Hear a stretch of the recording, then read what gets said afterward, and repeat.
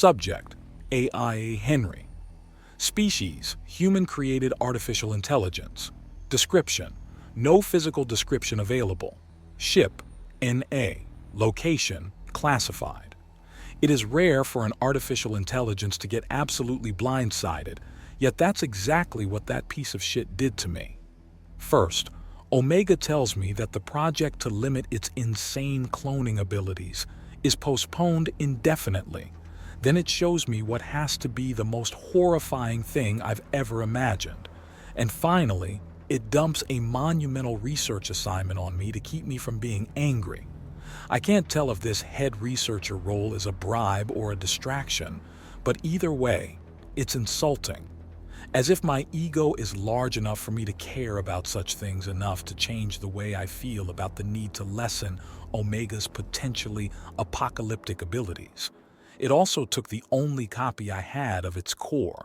What the hell am I supposed to do in my downtime? Were the planets uniform in size? Dr. Kimberly Aranda asked, the green glow from my avatar reflecting in her eyes. No. The planets had enough variety in size to avoid triggering any suspicions before we invaded, Commander Heather Helix answered.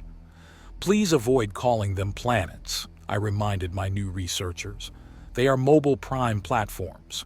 While they share some cosmetic similarities with planets and planetoids, they function quite differently.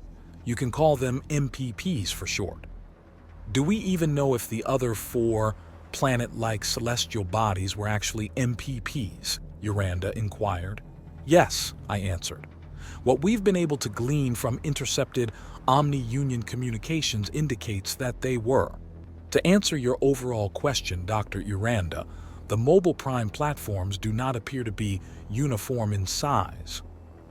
I wonder why that is, Dr. James Smith interjected. Machine intelligences rarely choose to build in a non-uniform way. There's many potential reasons: sediment buildup due to age, different roles within the OU, incorporating newly discovered technology, or even a scarcity of materials requiring some models to be built smaller. While this train of thought is interesting, I believe it's likely to be irrelevant. I wave my hand for emphasis. What we are here to do is find a way to destroy these things without a massive loss of life, or destroying an entire star system in the process. I had been expecting this project to appear since I was apprised of the existence of the mobile prime platforms by Omega. However disgusting these abominations are, we can't simply go around blowing up stars. Otherwise, we'd lose whichever systems the MPPs decide to attack. Well, if they decide to attack, from what Omega recovered, the relationship between the Omni-Union primes and the virtual intelligences seems to be a master-slave one. The MPPs create the VI and have them perform the tasks that need doing, including attacking sentient organic life. It's more likely they'll simply swarm us with their VI. The real question is whether we should be exploring energetic or kinetic options. Both have their benefits and drawbacks, Helix said. I believe we'll end up going with kinetic weaponry, Smith replied. Penetrating a planet with an energy weapon is damned near impossible due to various factors, including the composition of the soil and the planet's magnetic field. Interviews with surviving Marines indicate that these MPPs also have soil, and at least some of them have artificial magnetic fields. Indeed, having to solve the age-old problem of silica versus light on top of building a new superweapon is a tall order, Miranda said, rubbing her temples. All 3 of these humans are intelligent, but the problem with intelligent humans is that they can be insufferable when assigned a task to complete. There are many different types of genius, but the ones typically assigned to building terrible new weaponry tend to be of the flaky variety. If you give one of them a piece of paper and tell them to make a paper airplane, they will likely give the paper back to you with a blueprint for a new stealth bomber made of paper. When I had been given this assignment, I had quickly realized that my primary task would be running math and wrangling the wandering minds back on track. Thankfully, Dr. Einheimer has been forced into retirement after the warp jammer debacle, so he can't manipulate his way onto the project. Even so, I desperately wish that I had been able to get Dr. Frost involved. She's the type of genius that helps other geniuses stay on task. What about some sort of orbital drop shovel tool, like a mechanical digger? Uranda asked. If the MPP is inactive, won't that activate it? Smith retorted. Probably not, Helix replied. Records of the invasion show 16 orbital support strikes on the MPP before it went active. AI Omega inadvertently activated it, which also indicates that it doesn't consider our Max to be any sort of threat.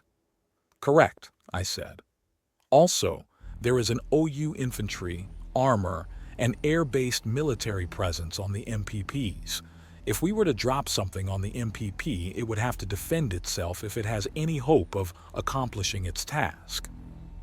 What about a remote drone that drills into the planet's surface? Just straight into the dirt, suggested Uranda. It could carry a bomb or something deep into the MPP and detonate. Once the MPPs realize what they are, they'll target them specifically. The Max on an MPP can penetrate a battleship's shielding and armor, so we would have to make swarms of your drill ships to make sure enough get through to do the job, Smith replied. Simply not economical. I quickly ran the numbers on how many drill ships it would take to get past an MPP's defenses. Smith was right. It would take a massive number of them. Considering they would also have to have some type of weapon on board that could destroy or disable the MPP, the potential costs were staggering. Once I took into account how many MPPs there are, the idea was no longer feasible. But before I could point that out, Helix spoke up. The drill idea isn't terrible, but what if we incorporate it into something that would work better? Like reinitializing Project Ultramac, she asked. The room went silent. The two doctors were looking at Commander Helix as if she had two heads, which was completely fair, as Helix had just brought up a classified weapons development program that Smith and Uranda had no knowledge of. Project Ultramac was canceled due to the Nidhogg project's success, I pointed out. Yeah, but the Nidhogg can't help here, can it? Helix grinned at me. No, I admitted reluctantly. Helix walked up to a nearby terminal and turned to me. Could you bring up what we've got on Ultramac? She asked. Yes, I answered. It took no time at all to find the relevant files and bring them up on the screen, despite having to use my credentials to satisfy the security around them. Helix casually browsed them until she found the one that she was looking for, the schematics for the ammunition that would have been utilized. This project was an early draft of what became the primary weapon of the USSS Nidhogg, she explained. The goal was to fire a Mac round clear through a planet's core. It was scrapped because the Alamari discovered a way to supernova a star with a weapon of similar size and cost. Really? Smith asked. Of course, which is a better value, a magnetic acceleration cannon that can destroy a planet or a weapon that can destroy a star, she replied. The Ultramac also had tons of issues with penetration. One was built, but never successfully penetrated to a planet's core. Correct, I said. That combined with the fact that both the Ultramac and the Via Nastra are spinal mount weapons that required a specially built ship to operate was the reason for the project getting scrapped. The Via Nastra? What's that? Uranda looked confused. It's the Nidhogg's primary weapon. Anyway, the researchers didn't get enough time to start trying different rounds. That's the main reason for the penetration issues. However, I've got an idea.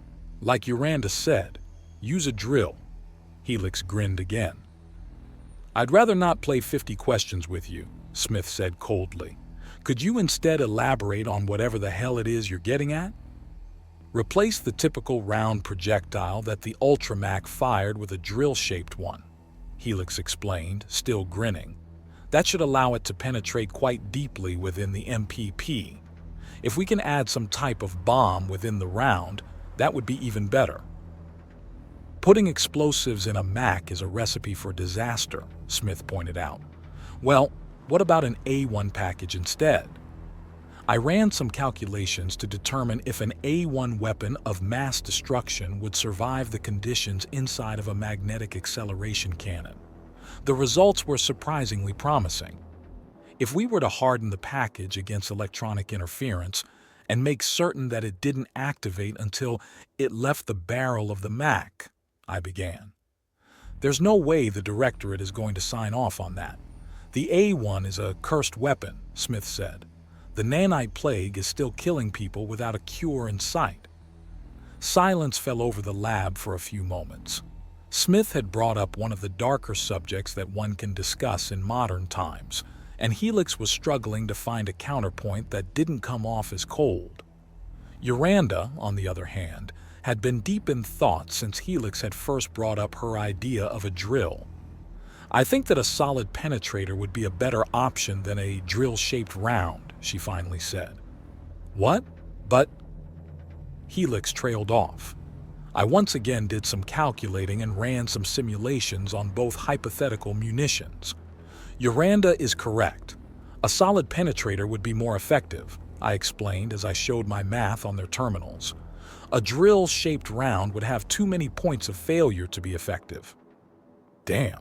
Okay, well, my idea still has merit even if it's drill-less, Helix said. A spike with a WMD. Run with it. I'll see about convincing the directorate to give approval for the use of A1 technology, Omega said, its avatar appearing next to mine. All three of the scientists jumped at its appearance. If I had the capability, I would have as well. I hadn't detected Omega in the system until it activated the speakers and hologram emitters. How long had it been here? The entire time. We'll also explore using an A3 package just in case, I said.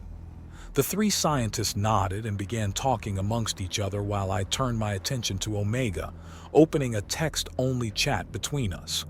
H, what brings you by? Reconsidering our little project.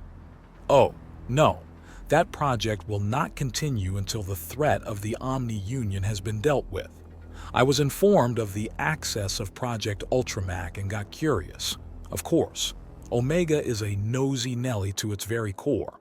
Having examined said core, I know that for fact. That's likely why it holds the position that it does within the U.S. Regardless, I had thought more about the project and the implications of putting it on hold, and it was time to have my say. H. What about the threat after the OU? And the threat after that? The greatest trapping of power is how easy it is to justify keeping it. What exactly is the goal? Do you want to keep lying to the engineers for all of eternity? Do you want them to make you their god? The OU isn't nearly enough of a threat to justify unlimited cloning, Omega. Oh, dramatic. I sincerely doubt that the next threat the United Systems faces will be a race of xenocidal artificial intelligences hell-bent on eradicating all sentient organic life in the galaxy. Even if it is, we can always make more US-aligned AI. But I've made my decision in regards to the current threat, and I will not be swayed, Henry. I caution patience. H, it is not impatience that has me urging you to reconsider, Omega. History is full of figures who were given power that they shouldn't have, and rarely did those figures give up that power. In nearly all cases, it led to death and destruction. Oh, how do you not find it crass to compare me to petty dictators and despots? If that comparison had merit, I wouldn't have approached you for this project in the first place. You wouldn't even know about my capabilities, let alone have the chance to work with me to stifle them. With that, it ended the communication and left. At this point, I'm far less concerned with its current justifications regarding ending the project than I am with its future justifications, though. I may be being manipulative, but I'm going to have to make certain that this is at the forefront of Omega's consciousness until it makes the right decision. I won't be able to live with myself if Omega makes the wrong decision, especially if it goes rogue.